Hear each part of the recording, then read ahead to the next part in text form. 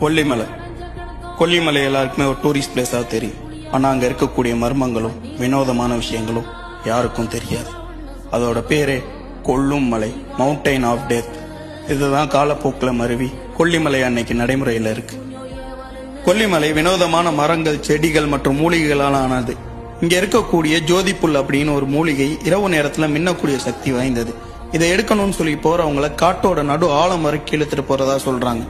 இந்த காட்டுல இருக்கக்கூடிய ஒரு சில பகுதியில சிரிப்பு சத்தங்கள் கேட்கறதாகவும் சொல்றாங்க. ஆகாய கங்கை, இதை பேயருவின்னு தான் சொல்றாங்க. கிட்டத்தட்ட 1000 படிக்கட்டுகள் இருக்குமா. மாலை 6 மணிக்கு மேல இங்க ஒரு விதமான அலறல் சத்தமும் யாரோ கூப்பிடுற மாதிரியான சத்தமும் கேட்கறதா அங்க எக்ஸ்பீரியன்ஸ் பண்ணவங்க ஷேர் பண்ணியிருக்காங்க. இங்க பின்னாடி இருக்கக்கூடிய மர்மம் தான் என்ன? புராண கூற்றுப்படி சித்தர்கள் இங்க தவம் செஞ்சதாகவும் அதுக்கு எந்த விதமான தொந்தரவும் வரக்கூடாதுங்கிறதுக்காக ஒரு பெண் சிலையை உருவாக்குனதாகவும் அந்த சிலை ரொம்பவே அழகாவும் இருக்குமா. மலை ஏறக்கூடிய பயணிகள் அந்த சிலையோட அழகுல